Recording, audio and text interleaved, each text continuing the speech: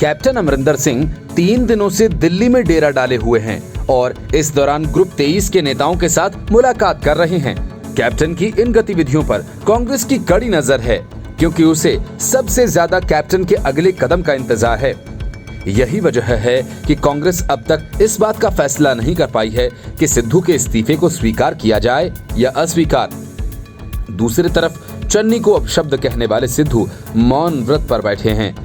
दिल्ली आने के बाद कैप्टन ने सबसे पहली मुलाकात अपने करीबी और ग्रुप 23 के नेता मनीष तिवारी से की थी। माना जा रहा है कि कैप्टन अपनी नई पारी की पूरी रूपरेखा तैयार कर रहे हैं, जिसका ऐलान वे अगले कुछ दिनों में करने वाले हैं।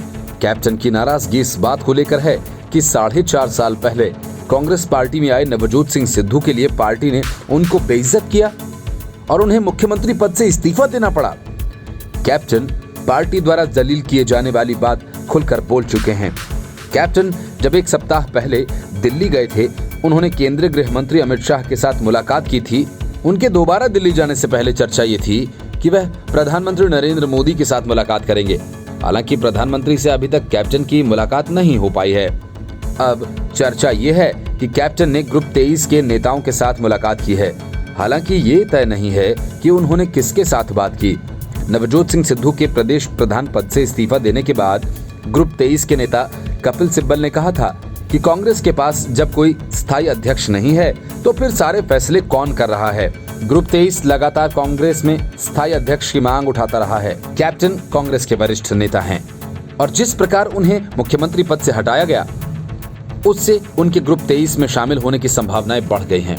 2020 में जब ग्रुप 23 का पत्र अस्तित्व में आया था, तब बतौर मुख्यमंत्री कैप्टन अमरिंदर सिंह ने सोनिया और राहुल के हक में बयान जारी किया। कैप्टन ने कहा था कि भारतीय जनता पार्टी पहले ही कांग्रेस के पीछे पड़ी हुई है, जबकि पार्टी में ही कुछ ऐसे नेता हैं जो कि लेटर लिखकर अपना असंतोष जता रहे हैं। ये शर्मसार करने वाली बात है, ऐसा नहीं होना चाहिए। कैप्टन ने इस बात पर जोर दिया कि सोनिया गांधी हमेशा ही लोगों की पहुंच में रही हैं। ऐसे में ऐसा असंतोषपूर्ण पत्र लिखे जाने और उसे पब्लिक में लीक करने की कोई जरूरत नहीं थी। Bureau report, news of India.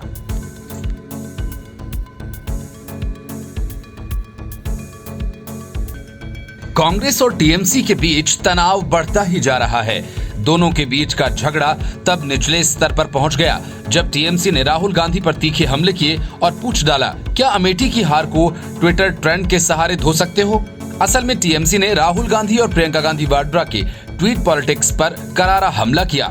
Bhajpa के खिलाफ विपक्षी मोर्चे का नेतृत्व करने की इच्छा रखने वाले दोनों दलों के बीच ट्विटर पर उस समय वाक् युद्ध शुरू हो गया, जब प्रशांत किशोर ने कांग्रेस के लिए एक संदेश में कहा कि जो लोग लखीमपुर खीरी की घटना के बाद सबसे पुरानी पार्टी कांग्रेस के नेतृत्व वाले गठबंधन के त्वरित पुनरुद्धार की संभावना तलाश रहे हैं, वे बड़ी गलतफहमी में जी रहे हैं।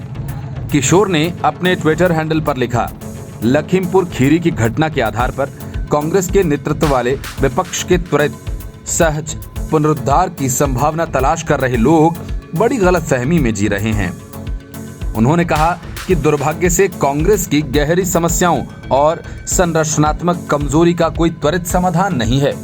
किशोर ने विधानसभा चुनाव में टीएमसी के लिए काम किया था और पार्टी के शीर्ष पदाधिकारियों के साथ उनके बहुत अच्छे संबंध भी हैं।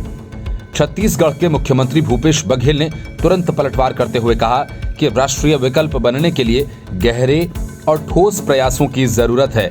उन्होंने ट्वीट किया और कहा कि अपनी सीट भी नहीं जीत पाने वाले आईएनसी पदाधिकारियों को अपने पाले में ले जाकर एक राष्ट्रीय विकल्प की तलाश करने वाले लोग गलतफहमी में हैं। एक राष्ट्रीय विकल्प बनने के लिए गहरी जड़ें, ठोस प्रयासों की आवश्यकता होती है और दुर्भाग्य से इसका कोई त्वरित समाधान नहीं है। बघेल जाहिर तौर पर सुष्मिता देव और गोवा के पूर्व मुख्यमंत्री लुइजिन्हो फेलेरियो को तृणमूल कांग्रेस में शामिल किए जाने का जिक्र कर रहे थे। भाजपा के खिलाफ लड़ाई में कथित रूप से विफल होने पर कांग्रेस की आलोचना करने वाली टीएमसी ने बघेल की टिप्पणी को आलाकमान को खुश करने का घटिया प्रयास कहा। टीएमसी ने पलटवार करते हुए ट्वीट किया कि पहली बार मुख्यमंत्री बने व्यक्ति की बड़ी बड़ी बातें, अपनी हैसियत से ऊंची बात करना आपको शोभा नहीं देता, श्रीमान भूपेश बघेल। यह आलाकमान को खुश करने का कितना घटिया प्रयास है। वैसे क्या कांग्रेस एक और ट्विटर ट्रेंड के जरिए अमेठी की ऐतिहासिक हार को मिटाने की कोशिश कर रही है? Bureau report, news of India.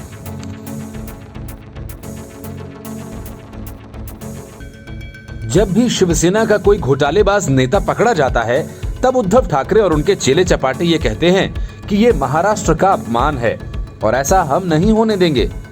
अब जब ताबड़तोड़ एनसीपी के नेता पकड़े जा रहे हैं, तो डायलॉग एनसीपी के मुंह से सुनने को मिल रहा है। जांच एजेंसियों की नजर से फरार अनिल देशमुख की बात तो छोड़िए, अब महाराष्ट्र के वित्त मंत्री अजीत पवार के ठिकानों पर आयकर विभाग का छापा पड़ा। छापे में 1000 करोड़ की रकम की हेराफेरी पकड़ी गई। तो शरद पवार ही नहीं, बल्कि उनका पूरा परिवार महाराष्ट्र के सम्मान की दुहाई देने लगा। इस छापे के बाद एनसीपी प्रमुख शरद पवार ने कहा कि केंद्र की बीजेपी सरकार सत्ता का दुरुपयोग कर रही है, इन्हें जनता जरूर सबक सिखाएगी। पवार ने कहा कि लखीमपुर खीरी हिंसा के विरोध में महाविकास अघाड़ी के तीनों दलों 11 अक्टूबर को महाराष्ट्र बंद की अपील की है। सोलापुर में शरद पवार ने कहा कि केंद्र सरकार ने अजीत से संबंधित लोगों के पास सरकारी मेहमान भेजा है, हमें उन मेहमानों की कोई चिंता नहीं है। उन्होंने कहा कि मैंने उत्तर प्रदेश के लखीमपुर खीरी हिंसा की तुलना जलियांवाला बाग हत्याकांड से की थी। इसके बाद ये छापेमारी हुई है। उन्होंने आगे कहा कि दिल्ली से सत्ताधारी दल के एक मित्र ने उन्हें बताया, आपके और साहब के अच्छे संबंध हैं, लेकिन आपका लखीमपुर हिंसा की तुलना जलियांवाला बाग से करना पसंद नहीं आया है, इसलिए आपके यहाँ आयकर की रेड डाली गई है। शरद पवार की बेटी सांसद सुप्रिया सुले ने कहा कि छत्रपति शिवाजी महाराज के महाराष्ट्र में महिलाओं पर कभी अन्याय नहीं हुआ था, कभी महिलाओं को निशाना नहीं बनाया गया था, लेकिन मुगलों ने महिलाओं को निशाना बनाया था। सुले ने कहा कि छत्रपति का नाम लेकर भाषण करने वाले बीजेपी के नेता उनके ही विचारों की अनदेखी कर रहे हैं, पर दिल्ली के तख्त के सामने महाराष्ट्र कभी नहीं झुका है और नहीं झुकेगा। उप मुख्यमंत्री अजीत पवार ने कहा कि मेरे से संबंधित लोगों के ठिकानों पर आयकर के अधिकारी रुके हुए हैं, हम उनके काम में बाधा नहीं डालना चाहते हैं। छापेमारी की कार्रवाई पूरी होने के बाद अपनी बात रखूंगा, मीडिया के हर सवाल का जवाब दूंगा। अजीत ने कहा कि मेरी कार्यकर्ताओं से अपील है कि कानून को अपना काम करने दीजिए। महाराष्ट्र बीजेपी प्रदेश अध्यक्ष चंद्रकांत पाटिल ने कहा, पवार के करीबियों पर आयकर विभाग की छापेमारी को बीजेपी से नहीं जोड़ना पूरी तरह से गलत है। पाटिल ने कहा कि सत्ताधारी दलों के नेताओं पर जब कोई अधिकारी कार्रवाई करता है तो उसे बीजेपी से जोड़ दिया जाता है, ये बेहद हास्यास्पद है। Report, news of India. Rahul Gandhi जब लखीमपुर गए थे तो अपने साथ 2 परेशान मुख्यमंत्रियों को भी दिल बहलाने के लिए लेकर गए। चरणजीत सिंह चन्नी को नवजोत सिंह सिद्धू ने हल्कान किया हुआ है, तो भूपेश बघेल के पीछे टीएस सिंहदेव पड़े हैं। यूपी के सीएम योगी आदित्यनाथ ने इसी वजह से इन दोनों परेशान हाल कांग्रेस के मुख्यमंत्रियों की जमकर खबर ली। योगी ने कहा कि चरणजीत सिंह चन्नी पंजाब को तो संभाल नहीं पा रहे, यूपी आकर बयानबाजी कर रहे हैं। ये शर्मनाक है कि पंजाब में डीजीपी तक उनकी मर्जी से नहीं लगाया जा रहा है। कांग्रेस पंजाब में आंतरिक झगड़ों में फंसी है, उसी से ध्यान बटाने के लिए लखीमपुर खीरी के मामले का सियासीकरण किया जा रहा है। मुख्यमंत्री योगी आदित्यनाथ ने कहा कि ये सीएम को इस बात के लिए तरसना पड़ रहा है कि वह अपनी मर्जी से अफसरों की नियुक्ति करें, वह अपनी तरफ से डीजीपी की नियुक्ति नहीं कर पा रही हैं। पंजाब के भीतर किसानों और आम नागरिकों से हो रहे व्यवहार को नहीं रोक पा रहे हैं। दरअसल वे भी छत्तीसगढ़ के सीएम भूपेश बघेल के रास्ते पर चल रहे हैं। योगी ने लखीमपुर खीरी मामले पर कहा कि कानून अपना काम करेगा, सरकार किसी के दबाव में काम नहीं करेगी। पंजाब के मुख्यमंत्री चरणजीत सिंह चन्नी राहुल गांधी के साथ यूपी गए थे, उनके साथ छत्तीसगढ़ के सीएम भूपेश बघेल भी थे। वहीं चन्नी ने हिंसा में मारे गए किसानों के परिजनों को 50-50 लाख रुपए की वित्तीय मदद की घोषणा की थी, जिसके बाद योगी की तरफ से ये प्रतिक्रिया दी गई कि पंजाब में कांग्रेस की कलह सुलझ नहीं रही। कैप्टन अमरिंदर सिंह के हटने के बाद सिद्धू अब सीएम चन्नी से भिड़े हुए हैं। ये विवाद अब डीजीपी और एडवोकेट जनरल की नियुक्ति को लेकर चल रहा है। सिद्धू ने इसी गुस्से में पंजाब कांग्रेस के प्रधान पद से इस्तीफा भी दे दिया है। पहले अमरिंदर सिंह और अब चन्नी से सिद्धू के झगड़े विरोधियों को बोलने का खूब मौका दे रहे हैं। Bureau report, news of India.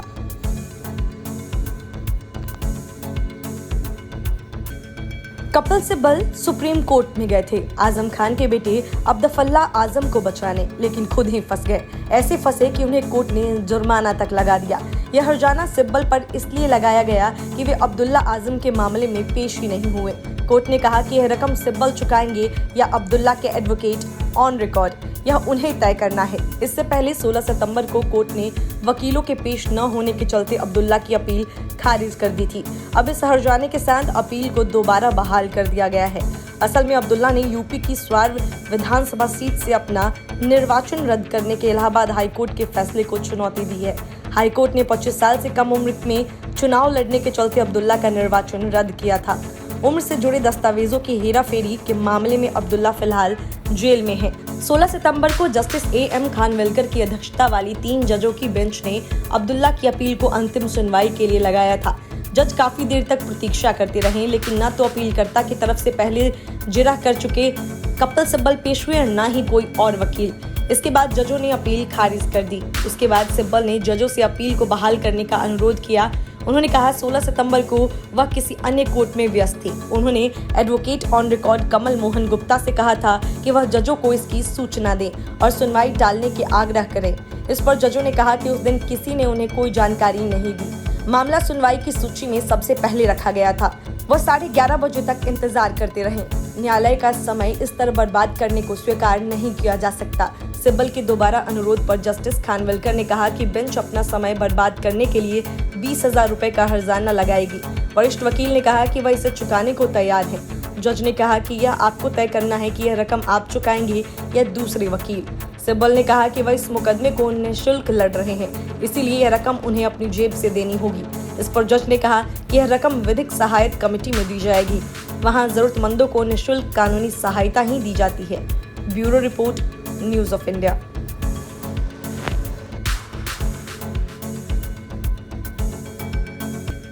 मामला ड्रग का हो और उसका बॉलीवुड का कनेक्शन भी हो तो महाराष्ट्र की महाआघाड़ी सरकार कुछ ज्यादा ही बेचैन हो जाती है।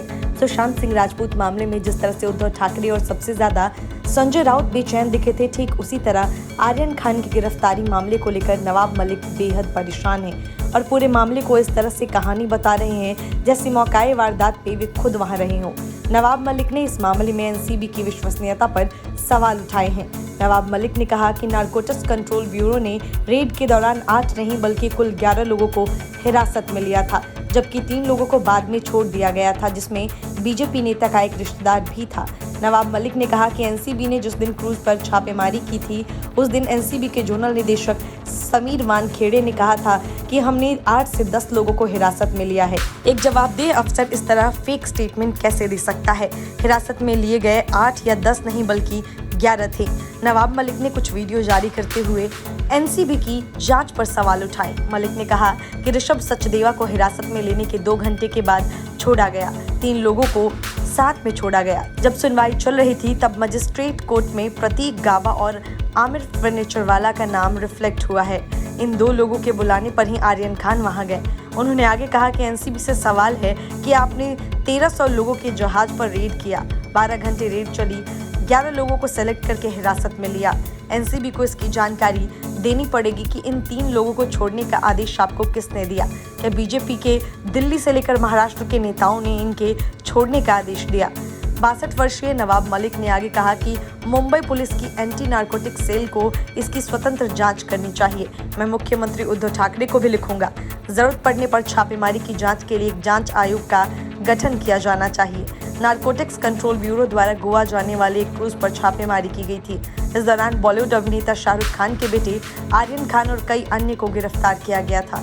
इस मामले में एनसीपी प्रवक्ता और मंत्री नवाब मलिक एजेंसी के अधिकारियों के आचरण पर लगातार सवाल उठा रहे हैं। नवाब मलिक के पहले भी नारकोटिक्स कंट्रोल ब्यूरो पर 2 दिन पहले सवाल उठा चुके हैं। उन्होंने बीजेपी नेता मनीष भानुशाली और धोखाधड़ी मामले के आरोपी और खुद को प्राइवेट डिटेक्टिव बताने वाले केपी गोसावी के खिलाफ कई सबूत पेश किए थे। मलिक ने सवाल भी उठाया था कि आखिर एक बीजेपी नेता कैसे रेड में गिरफ्तार किए गए आरोपियों को खींचकर एनसीबी दफ्तर में ला रहा है। वहीं केपी गोसावी, जिसके खिलाफ खुद पुणे में मामले दर्ज हैं, जो अपनी कार पर पुलिस की नेम प्लेट लगाकर चलता है, ऐसे व्यक्ति को कैसे किसी आरोपी के साथ रखा गया? Bureau report, news of India. विधायक, सांसद या बड़ा नेता न बन पाने की पीड़ा से ग्रस्त राकेश टिकैत और योगेंद्र यादव अब अपनी तमन्ना किसान आंदोलन के बहाने पूरी करने में जुटे हैं। राकेश टिकैत तो खैर चुनाव लड़ चुके हैं, लेकिन जब सत्ता की मलाई खाने का वक्त आया तब अरविंद केजरीवाल ने योगेंद्र यादव को दूध में पड़ी मक्खी की तरह पार्टी से निकाल बाहर कर दिया। कई महीनों से नौटंकी करने के बाद जब बात बनती नहीं दिखी तो अब ये नेता मॉब लिंचिंग को जायज ठहराने लगे। राकेश टिकैत ने लखीमपुर खीरी हिंसा में मारे गए बीजेपी कार्यकर्ताओं की लिंचिंग को गलत नहीं माना। उनका कहना है कि ये तो क्रिया के पीछे प्रतिक्रिया है। कुछ ऐसी ही प्रतिक्रिया सिख दंगों के दौरान राजीव गांधी ने दी थी। तब उन्होंने कहा था, जब कोई बड़ा पेड़ गिरता है तो धरती हिलती है। अब टिकैत और संयुक्त किसान मोर्चा के नेता बने उसी की भाषा इस्तेमाल कर रहे हैं। राकेश टिकैत ने कहा कि जो हुआ वो गलत नहीं था, मैं उनको दोषी नहीं मानता। उनका कहना है कि पीट पीट कर मारना उनकी नजर में हत्या नहीं है। ये बातें किसान नेता ने दिल्ली के प्रेस क्लब में मीटिंग के दौरान कही। टिकैत ने कहा कि लखीमपुर में भाजपा कार्यकर्ताओं की हत्या करने वालों को दोषी मत समझो। उन्होंने केवल प्रदर्शनकारियों के ऊपर एसयूवी चढ़ाए जाने की प्रतिक्रिया में ऐसा किया, वह हत्या में नहीं आता है। उन्होंने कहा कि भाजपा कार्यकर्ताओं की पीट पीट कर हत्या करना केवल एक्शन का रिएक्शन था, कोई प्लानिंग नहीं। संयुक्त किसान मोर्चा ने लखीमपुर खीरी हिंसा के विरोध में 15 अक्टूबर को पुतला दहन का ऐलान किया है। किसान नेता राकेश टिकैत का कहना है कि हिंसा का विरोध जताते हुए वह दशहरे के दिन पीएम मोदी और गृह मंत्री अमित शाह का पुतला जलाएंगे। राकेश टिकैत ने ऐलान किया कि 26 अक्टूबर को संयुक्त किसान मोर्चा बैठक कर पूरे देश में कलश यात्रा निकालेगा। इसके साथ ही 18 अक्टूबर को किसान संगठन 6 घंटे ट्रेन रोकेंगे। योगेंद्र यादव ने 18 अक्टूबर को रेल रोको का आह्वान किया। संयुक्त किसान मोर्चा की ये मांग है कि जल्द ही लखीमपुर खीरी हिंसा मामले में मुख्य आरोपी और उनके बेटे आशीष मिश्र की गिरफ्तारी हो।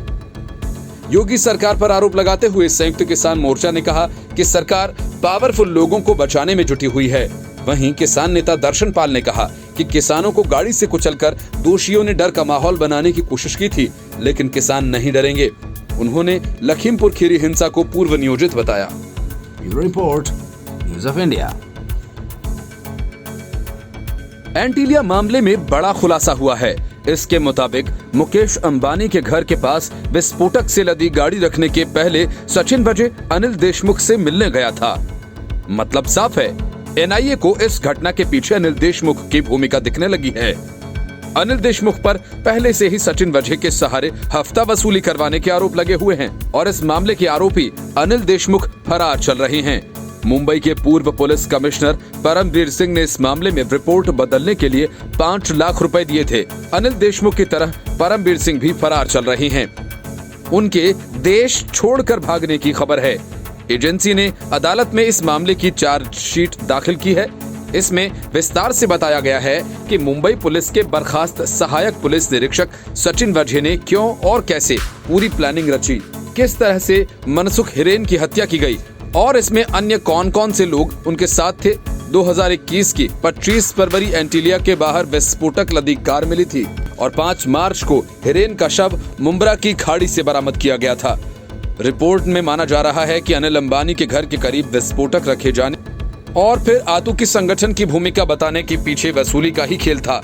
एनआईए ने अपनी चार्जशीट में खुलासा किया कि घटना वाले दिन सचिन वाजे क्राइम इंटेलिजेंस यूनिट के अधिकारियों को अपने साथ शाम के करीब 7 बजे मालाबार हिल स्थित अनिल देशमुख के आवास पर ले गया था। वहां पहुंचने के बाद वाजे ने बाकी पुलिस कर्मचारियों को लॉबी में इंतजार करने के लिए कहा और खुद अंदर चला गया। करीब 50 मिनट बाद जब वो बाहर निकला और कहा कि सीक्रेट ऑपरेशन जल्द शुरू होगा, साथ आए स्टाफ को उसने CIU मुख्यालय जाने का आदेश दिया। अनिल देशमुख के सेक्रेटरी संजीव पलांडे ने सीबीआई को बताया था कि सचिन वाजे ने देशमुख से मुलाकात की थी। इसके अलावा कुछ मौकों पर मुंबई के पूर्व पुलिस कमिश्नर परमबीर सिंह भी देशमुख के घर पर केस की प्रोग्रेस के बारे में बात करने के लिए जाते थे। एनआईए द्वारा दायर 10,000 पन्नों की चार्जशीट से पता चलता है कि परमबीर सिंह ने इस मामले में आतंकी समूह जैश उल हिंद की संलिप्तता का हवाला देकर जांच को गुमराह किया था। एक साइबर एक्सपर्ट के बयान के मुताबिक सिंह ने रिपोर्ट में आतंकी संगठन की भूमिका का जिक्र करने के लिए 5 लाख रुपए दिए थे। साइबर एक्सपर्ट ने 5 अगस्त को एनआईए के समक्ष परमबीर सिंह के कहने पर रिपोर्ट में बदलाव की बात कबूल की थी। उसने बताया कि सीपी मुंबई के आग्रह पर मैंने सीपी मुंबई के कार्यालय में बैठकर अपने लैपटॉप पर एक रिपोर्ट तैयार की जो एक पैराग्राफ में थी और मैंने इसे सीपी मुंबई को दिखाया। रिपोर्ट पढ़ने के बाद परमवीर सिंह सर ने मुझसे एंटीलिया मामले में जिम्मेदारी लेते हुए टेलीग्राम चैनल पर जैश उल हिंद के पोस्टर डालने के लिए कहा। चार्जशीट के मुताबिक 16 साल बाद वजह की मुंबई पुलिस में दोबारा बहाली हुई तो उसने सुपर कॉप के तौर पर अपनी पुरानी प्रतिष्ठा हासिल करने के लिए पूरी साजिश रची। इसके लिए उसने उगाही से इकट्ठा रकम का इस्तेमाल किया। जब उसे एहसास हुआ कि हिरेन की वजह से उसकी पूरी साजिश सामने आ सकती है तो उसकी हत्या करवा दी गई। एनआईए ने चार्जशीट में 20 संरक्षित गवाहों सहित 178 गवाहों के बयानों का हवाला दिया है। चार्जशीट के अनुसार वजह को जब लगा कि हिरेन से पूछताछ में उसका सच सामने आ सकता है तो उसने प्रदीप शर्मा को पैसे दिए। शर्मा ने ये पैसा संतोष आत्माराम शेलार को दिया। शेलार को हिरेन की हत्या की जिम्मेदारी दी गई थी। चार्जशीट में जो लोग आरोपी बनाए गए हैं उनमें वजह के अलावा एनकाउंटर स्पेशलिस्ट रहे प्रदीप शर्मा का भी नाम है। Bureau Report, News of India.